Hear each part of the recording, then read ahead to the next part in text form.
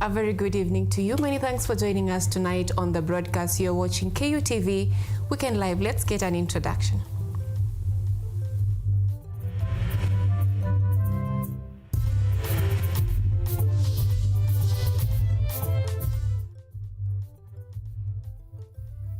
This is Weekend Live with Anyango, Sylvia.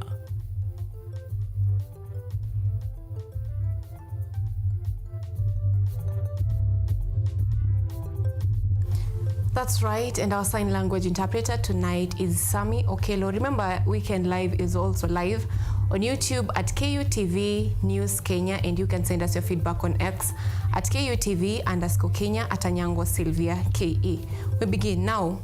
Protesters outside the ACK Diocese of Nyahururu in Laikipia County were today demonstrating in a bid to get President William Ruto to address them in regard to the contentious Finance Bill 2024-2025. However, Ruto affirmed that he has no issue with the youths protesting, and their demands will be sorted out when the president has the meeting with the youths.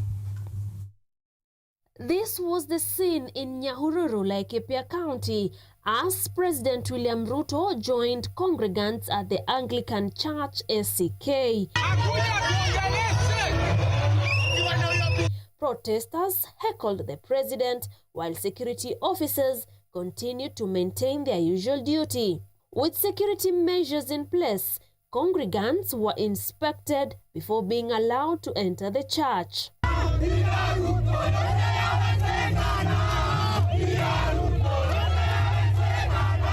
Despite receiving criticism from the younger generation that his government is oppressive, contrary to expectations, President William Ruto praised the youth's step to protest for their rights, stating that he agrees with the youth's action to demonstrate. Mimi nawapongeza kwa kujitokeza na kushughulika na mambo ya taifa lenu la Kenya. Our young people have stepped forward to engage on the affairs of their country. In his statement, President William Ruto, however, said he will hold talks with the youths to listen to their demands and find a way to move the nation forward. They have done a democratic duty to stand and be recognized. And I want to tell you, we are going to have a conversation with you so that we can identify your issues and we can work together as a nation. However, the agitated youths pressured President William Ruto, insisting that he should address them directly instead of hiding in the church. Unlike his usual routine, President William Ruto left immediately after his church address without addressing the public in the open. On his part, Deputy President Rigathi Gachagua agreed with the sentiment that politics should be kept separate from the church after the church's schedule prevented politicians from speaking. I've seen a lot of toxic talk in churches, a lot of insults, a lot of people talking at each other, and we don't want that anymore. This comes as the youths planned 7 days of protest starting today, opposing the 2024 Finance Bill and the killing of activist Rex Kanyike by police officers, among other issues. Caroline Kimwele for Kutv. And Salim Swale, the Director of Press at Prime Cabinet Secretary and Minister of Foreign Affairs CS Musalia Mudavadi's office, has been arrested together with others who were involved in, who were engaged with frauders, assisting frauders to con foreigners. Now, according to the statement issued by Peter Warutere, who is the strategic communications at Mudavadi's office, the investigation is ongoing over the cabal of frauders and government officers who facilitated their operations at the office, which is at the Kenya Railways building.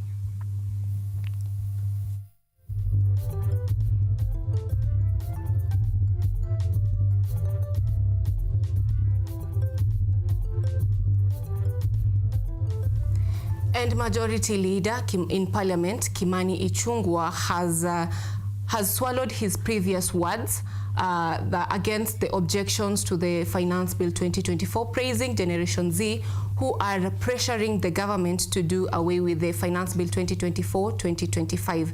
Now, in addition, he has asked the police not to use excessive force during the protest, where previously Ichung'wah was heard slamming the young people who are protesting, claiming that they are misleading the young people from low development areas. Similar statements have been made by other government leaders.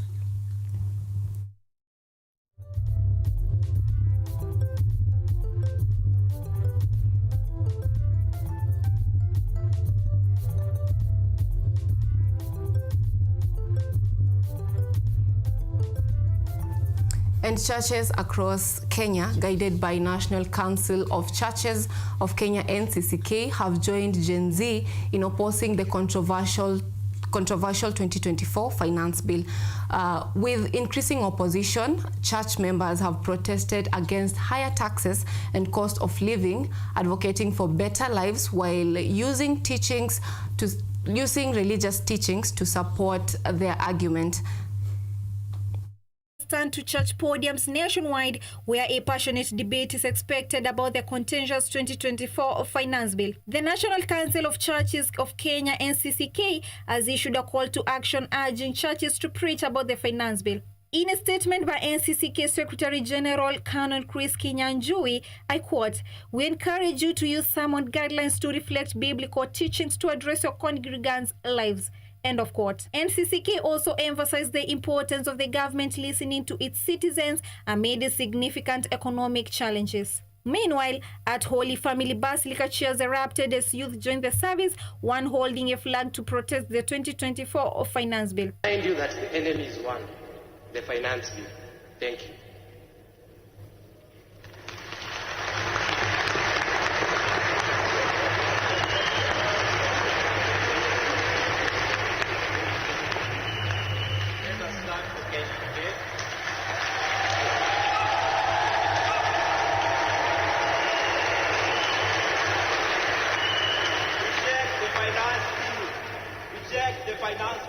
Similarly, at Nairobi Chapel, Senior Pastor Nick Korir, quoting 1 Timothy 4:12, praised the Gen Z's efforts, saying, I quote, "To this generation we speak to you the words of Paul to Timothy from one generation to the next. Don't let anyone look down on you because you are young, but set an example for the believers in speech, in conduct, in love, in faith, and in purity." End of quote. Korir also declared their disagreement to the finance bill. It's valid. Yes. It is valid. So as Nairobi Chapel Walk Road, we join you to say no. Elsewhere, church leaders have encouraged protesters, especially Gen Zs, to oppose the bill responsibly and vigilantly.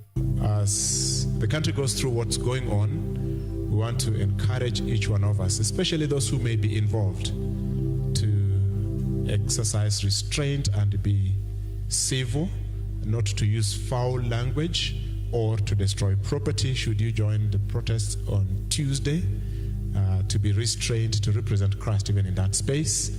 The right to demonstrate and picket is protected in the Constitution, but it must be done with a sense of responsibility. As the debate continues, NCCK's involvement highlights faith communities advocating for fair governance, as today's services promise reflection and solidarity in the struggle for economic justice.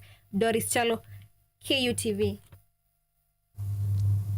Now, in keeping with the daily protest plan of the 2024 finance bill, demonstrations which kicked off last week, thousands of Gen Zs across the country occupied nightclubs on Saturday, joining in Ruto Must Go chants and singing patriotic songs as the clock ticked midnight. DJs from county to county clubs altered their normal set list between 11:59 p.m. and 12:09 a.m., dubbed Reject Hour, to pave way for the Reject Finance Bill 10 minutes protest break. According to the 7 Day of Rage scheduled Monday according to the 7 days of Reg Rather schedule, Monday will see Gen Zs make a courtesy call to all MPs who voted yes to the finance bill, with a nationwide strike dubbed Total Shutdown KE expected on Tuesday across all counties, especially in Nairobi CBD.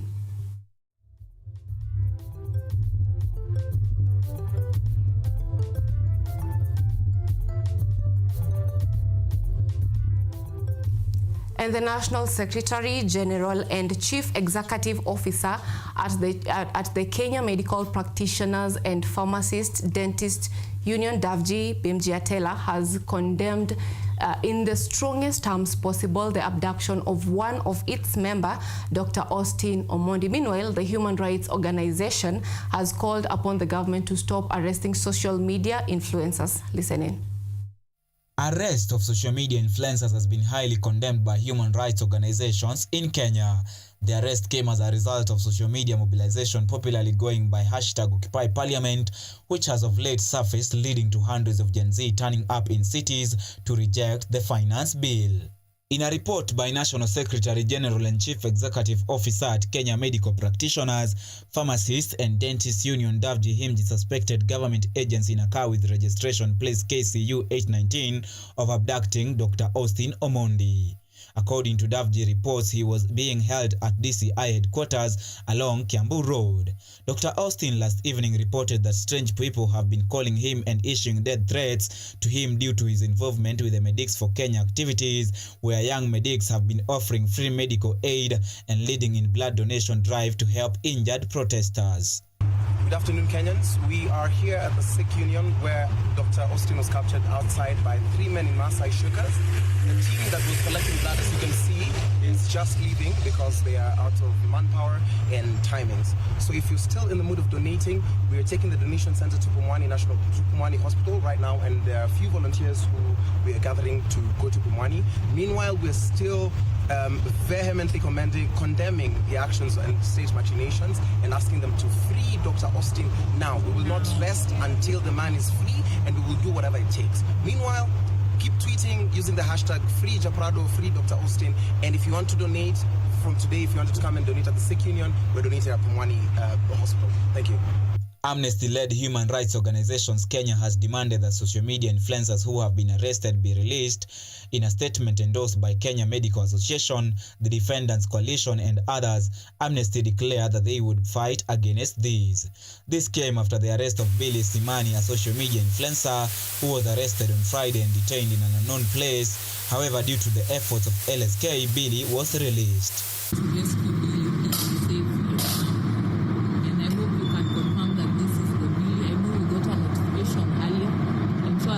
We had thought that Billy had been freed, but when we sent someone to the station, we found that Billy was not there and he had not been released. And so the moment we got a tip-off, we ran immediately to try and find Billy. So I'm safe. Thanks to everyone. Thanks to LSK for coming in to the rescue. I'm fine, guys. Thank God. Thank God. The protests are said to continue this week, particularly on Tuesday, where the bill will proceed to the third reading before being signed into law on Thursday. Now, Attorney General Justin Muturi's son, Leslie Muturi, is believed to have been hijacked on Saturday evening on June 22nd by Kenyan police over his stand on the finance bill claims made by Embakasi West Member of Parliament and Deputy Minority Whip Mark Mwenje, whose car was closely following Leslie from behind. Jael Nyabuti with more details. Speaking from Lavington, Kilimani, where the incident is believed to have happened, the MP via his account claimed that on the way from Alfajiri Club, a white-haired top-land cruiser pulled the Attorney General's son's car over, and men dressed in black and not in police regalia grabbed Leslie and drove off. It's Mark Mwenje, MP, Embakasi West, and I'm the Deputy Minority Whip, Azimio. We are here, Lavington, Kilimani. My friend Leslie Muturi, son to Justin Muturi, AG, has just been hijacked by the police. His claims were backed by a CCTV footage which clearly shows the events as they unfolded, adding that the police are claiming that they are not aware of Leslie's location and urged Gen Zs to help in locating the AG's son. Right now, we've informed everybody in this Nairobi. This video we are sharing with everyone, Gen Z. Help us find Leslie Moturi.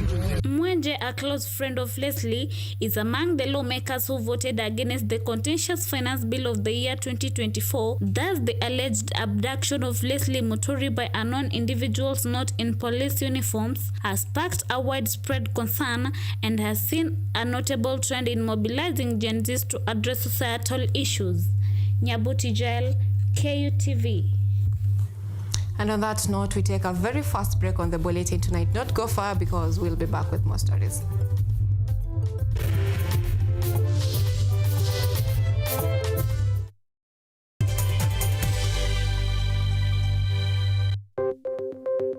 Maelfu na maelfu ya wahamiaji wakiwa na watoto kutoka nchi za Amerika ya Kati wanaendelea kuwasili kwenye mpaka kati ya Marekani na Mexico. But folks, I'm going. Thank you very, very much. I appreciate it. Thank you. Ni habari kutoka pembe zote duniani.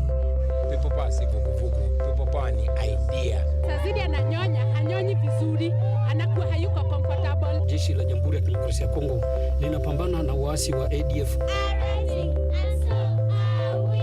Kwa sasa wanatoa wito kwa mashirika, makampuni na vile vituo vya uchukuzi. Mambo mengi yatakwenda kama yalivyopangwa. Hapa ni kuna mmoja wa viongozi wa chama cha wavuvi katika eneo hili. Zaidi tunajaribu kuwapa chanjo ili ina boost ama inanyanyua kinga ya mwili, hiyo inaenda kupelekea kupambana na virusi. Ni duniani leo, Jumatatu mpaka Ijumaa, moja kwa moja kutoka VOA Swahili, Washington DC.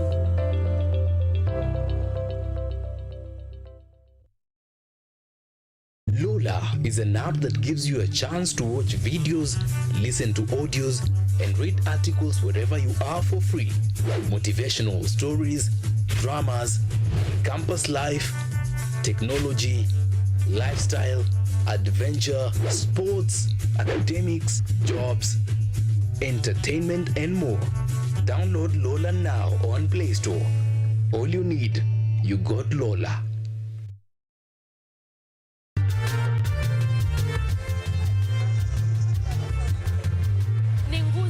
Na uso wa jamii. Kupanda shuka, akawa tuzo. Ukakamavu wake, ukatii, na kumfanya mwenye bidii. Kwa machozi na makeke, akabaini jinsi ya kuweni. Huyu ni mwanamke ngangari, kwa jinsi alivyo ng'ari-ng'ari. Mimi ni mwanamke mwake. Usikose kutazama kipindi cha mwanamke mwake, nami Caroline Kimwele.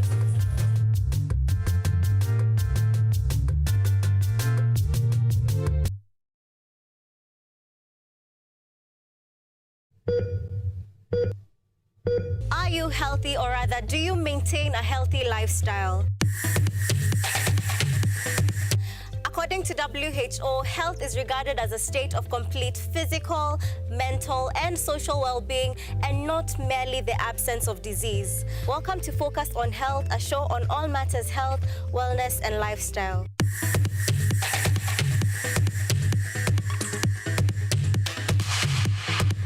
On this show, we cover a wide variety of topics, inclusive of, but not limited to, dental, optical, mental, reproductive health, and so much more. Join me, Joy Bofenda, every Thursday at 7:30 p.m. on KUTV for compelling insights and discussions on all matters health. See you then. Focus on Health, your weekly dose of health and wealth information on KUTV.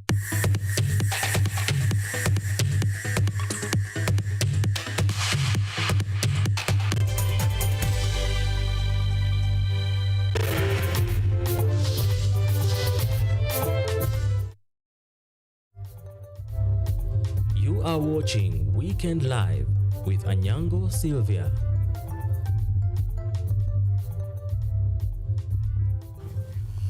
Welcome back. Remember to keep engaging with us on X at KUTV_Kenya at Anyango Sylvia KE.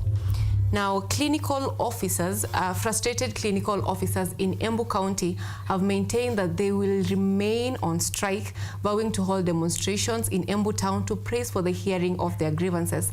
The officers have called on county government for allegedly intimidating and coercing the workers in order to make them go back to work. What was intended to be a 7-day strike by clinical officers has now spiraled into a nearly 3-month strike, with officers' demands still not being addressed. Speaking after a meeting with Embu Union officials, Kenya Union of Clinical Officers General Secretary George Maroa said the union will soon resume demonstrations. Strike on 1st April, and we are still on strike.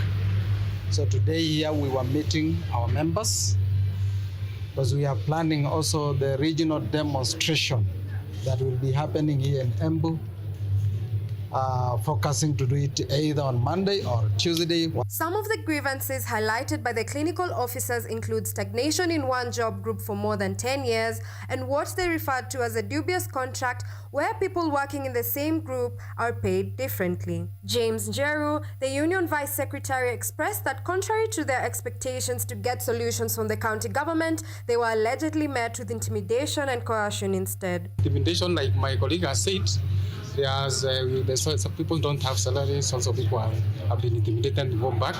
But we have trying to talk to our members because so that we want the court to follow up and stay those procedures. In response, the County Executive Committee member in charge of health, Jamal Runyenje, dismissed intimidation claims, saying that the county government will pay the clinical officers by the end of June. Weza kutatua issue ya promotions tumeongea, mambo ya redesignation ambaye mtu ambaye ameenda shule, hiyo pia iko kwa pipeline. Ndio mtu aweze kulipwa, kwa sababu hata sisi wenyewe hatutaki kulose staff kama county. Hakuna haja ya mtu tumlipe mshahara aende shule asome na akimaliza kusoma aende transfer kwingine kwa sababu tumeshindwa kumlipa. The clinical officers have threatened to remain on strike and hold demonstrations in Embu up until the point where their demands are addressed. Natalie Kioko, KUTV. And the government, in collaboration with the educational institutions, is encouraging youths to embrace creative arts to close the employment gap. Speaking during the launch of the Cape Media Talent Academy, the leaders have encouraged the youths. The leaders have emphasized the importance of the youths in using their talents in order to create employment.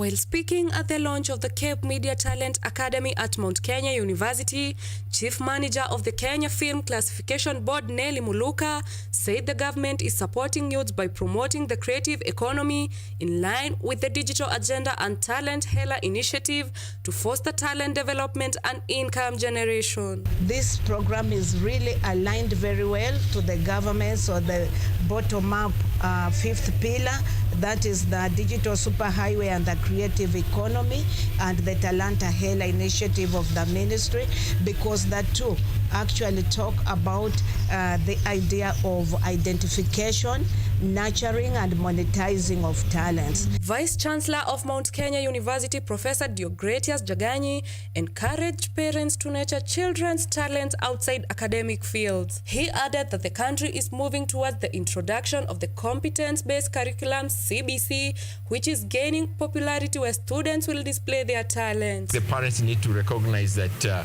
it's not only academic way that will be able to land you a job. The talent will also be able to give you an opportunity to be self-employed. So I tend to think it's time for the parents to recognize that they need to embrace the talent of their children. Chief Executive Officer of Cape Media Limited, Mwenda Njoka, said the university promotes young people who do not have talents. Sisi tunawapatia nafasi ya kuonyesha talanta, alafu kutoka hapo itakupatia nafasi ya, kama ni mahali ambapo unatakiwa mafunzo zaidi, tunakupatia hiyo nafasi. Kama ni talanta ambao ushakomaa, tunakupatia, kuna uwezekano pia wa kazi, ni kupatia nafasi ambayo ni kwa Kiingereza ile wanasema to showcase your talent. Deborah Gathoni and Elvin Makori, students at Mount Kenya University, supported the launch of Cape Media Talent Academy, saying the program will help youth use their talents and develop their skills. The Cape Media Group will be able to nurture talents and all that. And as a journalist student and an upcoming journalist, I can say this is an opportunity to nurture our talents and to perfect our skills before we go to the field. These efforts show a new dawn for Kenyan youths in developing their talents and contributing to the national economy. Mwita Njambi, KUTV. We are taking a very short break. Sports is on the other side of this break.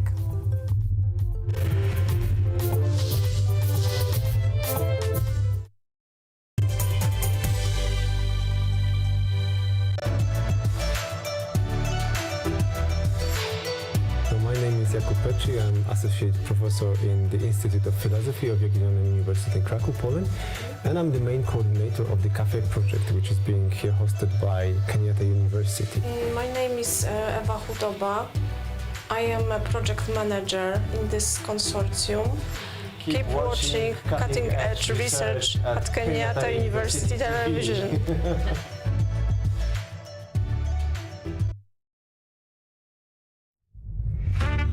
Fashionistas, get ready to level up your style game.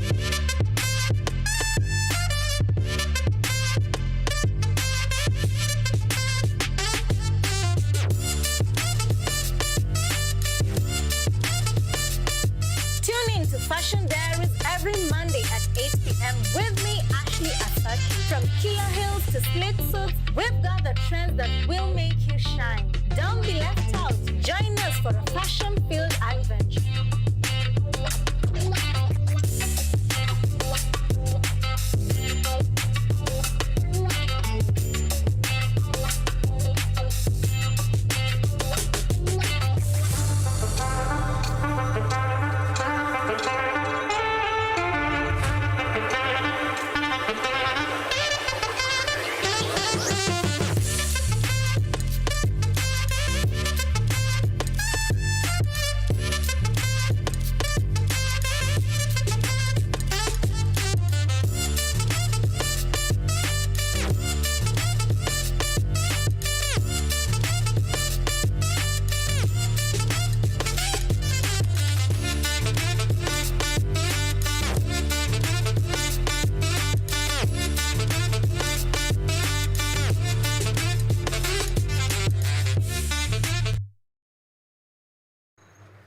They are powerful and influential.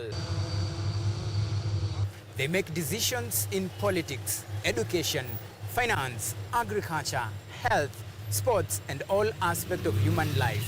But the impact of their decisions falls on you, the common citizen. KUTV Primetime News Thursday. We ask bold questions and pursue answers to the core to bring you closer to the story. We couldn't have it any other way. Join me, Auma Evans, as I raise matters of social concern to raise your voice from the background to the foreground. Every Thursday and Saturday at 9 p.m. only on KUTV.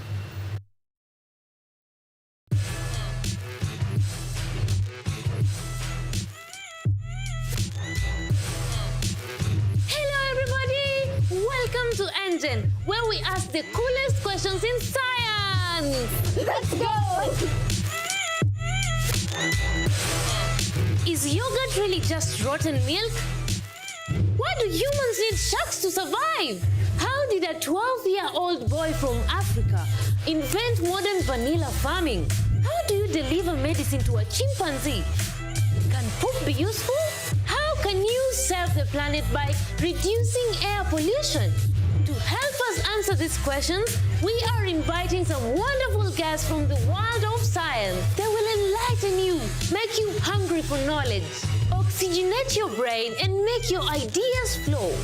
This is Engine Season 3. Let's go!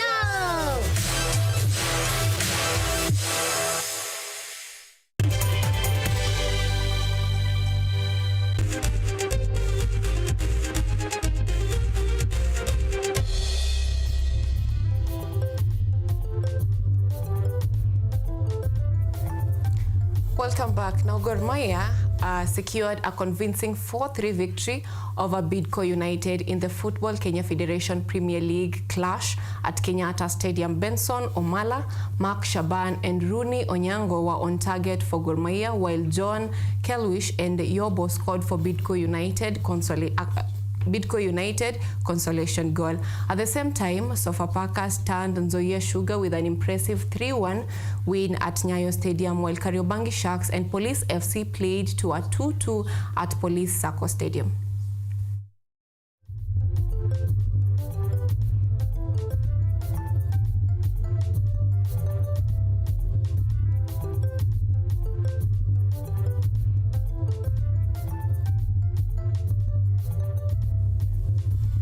And in a thrilling draw for the FIFA Under-17 Women's World Cup 2024, Kenya's junior starlets will contend with Democratic People's Republic of Korea, Mexico, and England in Group C. The tournament, hosted in Santo Domingo, Dominican Republic, from October 16th to November 3rd, features 16 teams. Hosts Dominican Republic lead Group A with Ecuador, New Zealand, and Nigeria, while Spain, the reigning champions, headline Group B alongside USA, Korea, Republic, and Colombia.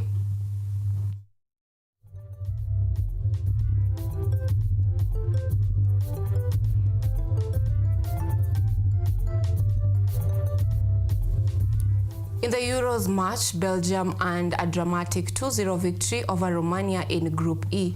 Yuri Tielemans opened their first goal in second minute, while Kevin De Bruyne scored for the team in the 80th minute. In other matches lined up for today, Germany will be taking on Switzerland in Group A at Deutsche Park Stadium at 10 p.m. East Africa time. At the same time, Scotland and Hungary battle it out at the MHP Arena Stadium at 10 p.m. East African time.